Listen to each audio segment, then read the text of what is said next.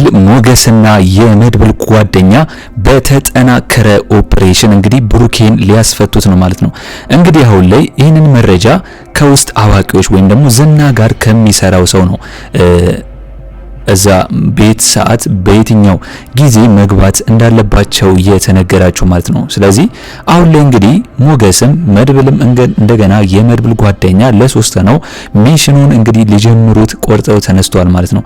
እንግዲህ እንዳየነው ከሆነ ያ የወደቀው ልጅ እግሩን የምናየው ብሩኬ ሊሆን ይችላል ብዬ ነው ማስበው።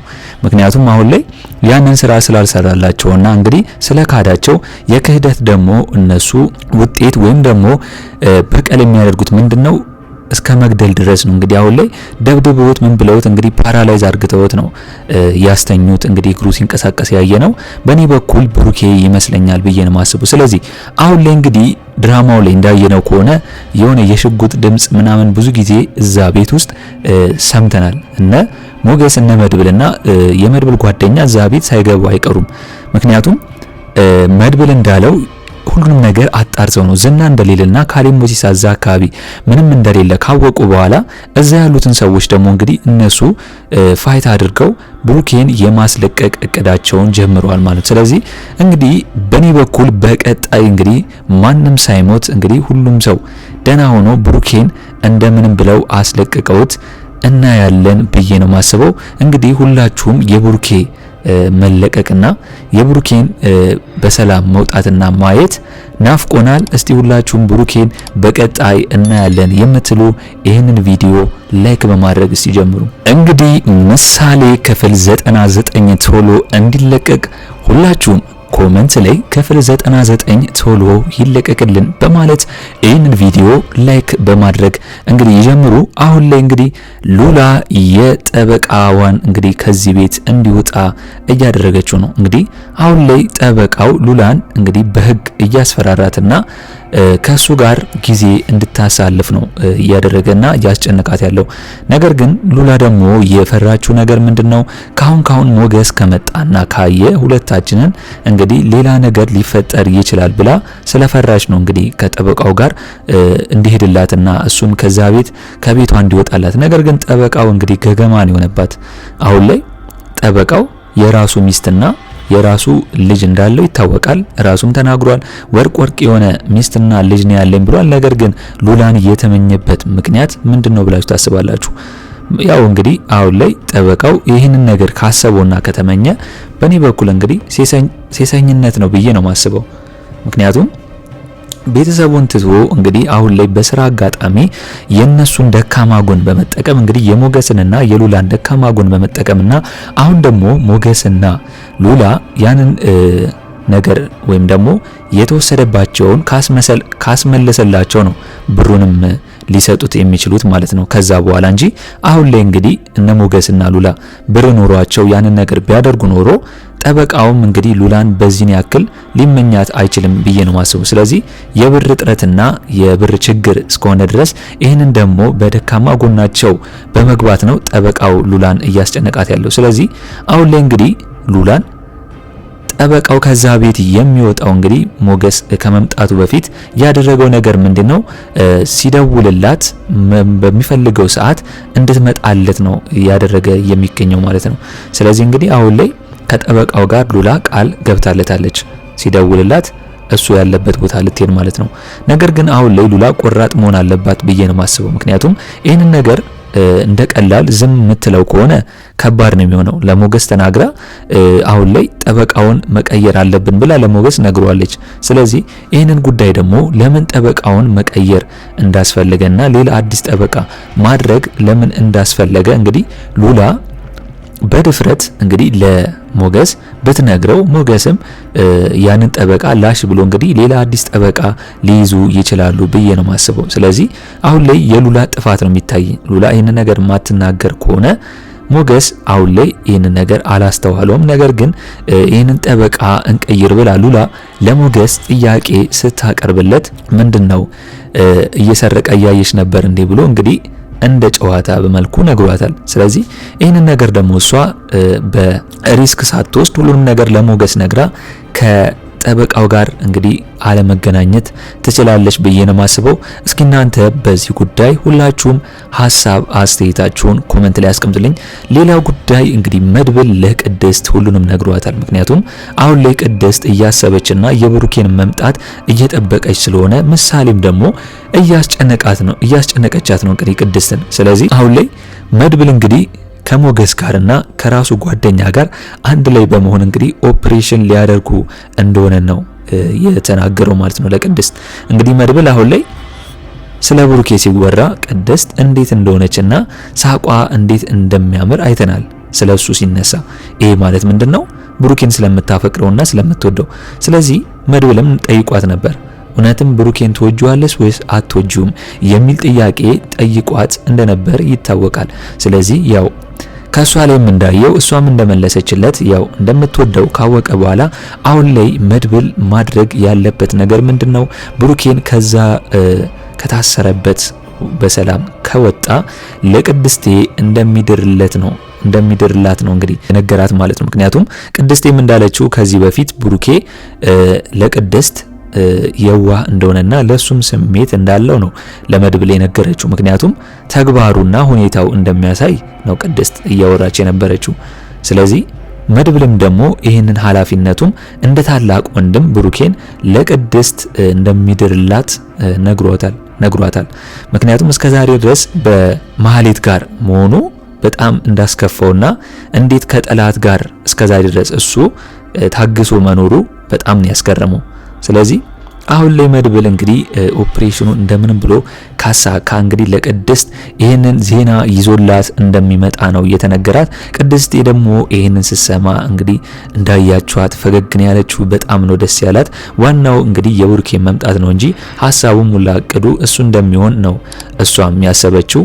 እንግዲህ አሁን ላይ ምሳሌም በሐሳቧ ብሩኬን እያየችው ነው። ምክንያቱም ከወጣ ጊዜ አንስቶ ጀምሮ እስካሁን አልተመለሰም። እሷም ደግሞ እንግዲህ እንደ ልጅ አባቷን በጣም እየናፈቀችና እያለቀሰች ነው የምትገኘው ማለት ነው። እንግዲህ ቅድስቴ ነች እንደፈረደባት ምሳሌን ተረት እያወራችላት እንደገና ደግሞ እንዳታስበው ሌላ ነገር እያደረገች እንግዲህ ብሩኬን እያስረሳቻት የምትገኘው ቅድስቴ ነችና ቅድስቴ አሁን ላይ እንደ እናት ነው እንግዲህ ምሳሌን እየተንከባከበቻት ያለችው እና በኔ በኩል ቅድስት ልትመሰገን ይገባል። በጣም ትልቅ ስራ ነው፣ ትልቅ ሸክም ነው ተሸክማ ይህን ሁላ ነገር እያደረገች ያለችው የምትገኘው ነው ብዬ የማስበው። እንግዲህ አሁን ላይ መድብል ራሱን ለመሰዋት ቅርብ ነው ማለት ነው። ምክንያቱም ለወንድሙ ሲል ብዙ መስዋዕትነትን መክፈል እንዳለበትና የመገደል ወይም ደግሞ የመሞት እንኳን ጉዳይ ቢነሳ እሱ ቀድሞ መሞት እንደሚፈልግ ነው የነገራቸው እነሱ እንዲያመልጡ ማለት ነው። ነገር ግን እንግዲህ የመድብል ጓደኛ እዚህ አካባቢ ላይ መገኘቱ በጣም አሪፍ ነው። ምክንያቱም ሐሳቡ ላቆቅ ነው። በጣም የሚያስበው ሐሳብ የመገደል ወይም ደግሞ የመሞት ነገር እዚህ ግሩፕ ውስጥ መወራትና መነሳት እንደሌለበትና መድብልም ደግሞ እዛ ቤት ከገባ በኋላ ብሩኬን ካላገኘው ድርቅ ብሎ እዛ ግቢ ውስጥ እንዳይቆይ ነው እየመከረውና እያስጠነቀቀው ያለው። እንግዲህ አሁን ላይ ሞገስ የታወቀ ነው በጣም ስለሚፈራና እንደዚህ አይነት ሪስክ ውስጥ ደግሞ ገብቶ ስለሚያውቅ አሁን ላይ ለምን ተጠባባቂ ሰው አናስቀምጥም ወይም ደግሞ ብሩኬ እዛ ግቢ ውስጥ መኖርና ለመኖሩን ለምን የኛ ሰው ካለ እዛ ለምን አያጣራም ብሎ ነበር። ነገር ግን ብሩኬ እንኳን እዛ ቤት ቢኖር እዛ ያሉት ጠባቂዎች እሱ ያለበትን ቦታ ደፍረው እንደማይገቡና እነ ካሌብ ሙሲሳና እነ ዝና ብቻ ነው እንግዲህ እዛ ቤት ሊገቡ የሚችሉት ማለት ነው። ስለዚህ ያንን ነገር ደግሞ በጀመሩት እቅድ መሰረት ሶስቱም በአንድ ላይ እቅዳቸውን በስነ ስርዓቱ ማስፈጸም እንደሚፈልጉ ነው የመድብል ጓደኛ የነገረው። ድፍረቱም በጣም ነው ደስ የሚለው ማለት ነው። እንግዲህ ሌላው ጉዳይ ማህሌት ኤፍራታን እንግዲህ አሳልፋ አልሰጣቻትም። ምክንያቱም ዝና እንግዲህ ማህሌትን ኤፍራታን ካለችበት ይዘሻት ነይ ብሎ አስጠንቅቋት ነበር ማለት ነው። ምክንያቱም ኤፍራታ ለመድብል አሳልፋ ስለሰጠችው ዝናን። ነገር ግን ማህሌት አሁን ላይ ኤፍራታ ከዚህ ቤት እንድትወጣና ካለችበት ወይ ጸበል ወይም ደግሞ ሌላ ቦታ እንድትሄድ ነው እየጠየቀቻት ያለችው። ምክንያቱም ዝና ያ ቤቱን ስለሚያውቅና እዛ ቤት ከመጣ ኤፍራታን እንግዲህ እንደሚወስዳትና በነፍሷ እንደሚጫወትባት ነው እየነገራት ያለው። ነገር ግን አሁን ላይ ማህሌት ዝና ባላት መሰረት ኤፍራታን አሳልፋው እንደማትሰጥና አሁን ላይ አጠገቧ ኤፍራታ እንደሌለች ነው እንግዲህ ዝና ደውሎ ሲያረጋግጥ እንኳን እንደዛ ብላ እየዋሸችው ማለት ነው። ስለዚህ ማህሌት ለኤፍራታ አሁን ላይ እየዋሸችላት ነው የምትገኘው። ኤፍራታም አሁን ላይ ምን ማድረግ እንዳለባት ግራ ገብቷታል። ምክንያቱም የገባችበት ጦስ ውስጥ ነው፣ ከባድ ሁኔታ ውስጥ ነው ያለችው። ኤፍራታ አሁን ላይ እንግዲህ እሷም እያሰበች ያለችው ወይ ጸበል ቤት ሄጄ ለምን እዛ አልቆይም ምናምን ብላ ነው እያሰበች። ምክንያቱም አሁን ላይ ኤፍራታ ወይ ስራዬን አልሰራ ወይም ደግሞ እዚህ ቤት አልሆን ከዚህ ሀገር መሄድ አልፈልግም እያለች ነው እያሰበች ያለችው። ማህሌት ደግሞ እንደ እህቷ እንደ ጓደኛ ከዚህ ቤት እንድትሄድና ሌላ ቦታ እንድትሆን ለትንሽ ጊዜም ቢሆን ከዝና መራቅ እንዳለባት ነው እየነገረቻት ያለችው። አሁን ላይ ማህሌት በኤፍራታ ጉዳይ ሪስክ አትወስድም። እንግዲህ ዝና አሁን ላይ የነመድብልን ኦፕሬሽን ሳይሰማ አይቀርም። ምክንያቱም ለማህሌት ደውሎ እንግዲህ መድብል የት ነው ያለው ምናምን ብሎ እየጠየቃት ነበር ማለት ነው፣ ሌሊት ላይ ማታ ተኝተው ማለት ነው። ነገር ግን ማህሌት አሁን ላይ ስለ መድብል ምንም ነገር እንደማታውቅና ለማንም ደውላ ማን እንደሚነግራት ነው እሷ ያላወቀችው። ነገር ግን ለማህሌት ዝና ከደወለላት እነ መድብልና እነ ሞገስ እዛ አካባቢ ላይ የሆነ ችግር እየፈጠሩ እንደሆነ ካወቀ ለካሊብ ሞሲሳ ተናግሮ እንዳይደርስባቸው ሚሽኑ እንዳይበላሽ ሚሽኑ እንዳይበላሽና ኦፕሬሽኑ እንዳይበላሽባቸው ብዬ ነው መሰጋው። እስኪ እናንተ በዚህ ጉዳይ ሁላችሁም የተሰማችሁን ሐሳብ አስተያየታችሁን ኮሜንት ላይ ማስቀመጣችሁን እንዳረሱ። እንግዲህ አሁን ላይ እነ መድብል እና ሞገስ የመድብል ጓደኛ በስተመጨረሻ ኦፕሬሽኑን እንግዲህ ጀምረዋል። እንግዲህ ድል ለሞገስና ለመድብል ብዬ ነው እኔ የማስበው። በቀጣይ እንግዲህ ብሩኬን ከዛ ክፍል ወጥቶ የምናየው ይሆናል ብዬ ነው የማስበው። ነገር ግን ያው በህይወት ካለ እንደሚታወቀው ቁጭ እንደማያደርጉትና በኖርማል እንደመቱት እንደሚገሉት ወይም ደግሞ እንዳይሞት አድርገው እንግዲህ ፓራላይዝ እንደሚያደርጉት ግልጽ ነው። በጣም ከባድ ስራና ከባድ ፋውል እሱም ስለሰራባቸው ማለት ነው። ነገር ግን እነ ሞገስና እነ መድብል የገቡበት ነገር እንግዲህ በድል ይወጣሉ ብዬ ነው ማስበው። ሉላም እንግዲህ አሁን ላይ ጨንቋታል። ሞገስ ያንን ነገር ነግሯት ከሄደ በኋላ ሞገስ አሁን ላይ ምን ሆነ ምን ገጠማቸው እያለች ነው እየተጨነቀች ያለችው። ለዳጣም በመደወል እንግዲህ ዳጣም ይህንን ነገር ስትሰማ ሉላን እንደምንም ብላ አረጋግታታለች ማለት ነው። እንግዲህ ድል ለሞገስ ድል ለመድብል የምትሉ ሁላችሁም ሐሳብ አስተያየታችሁን ኮሜንት ላይ ማስቀመጣችሁን እንዳረሱ። እንግዲህ በኔ በኩል የዛሬው አስተያየቴ እነን ይመስል ነበር። ለቻናሌ አዲስ ከሆናችሁና ሰብስክራይብ እስካሁን ያላደረጋችሁ ካላችሁ ሰብስክራይብ በማድረግና የደውል ምልክቱን በመጫን ቤተሰብ እንድትሆኑን በአክብሮት እንጋብዛለን። በቀጣይ ክፍል እስከምንገናኝ ድረስ መልካም ቆይታ ይሁንላችሁ። ቻው ቻው።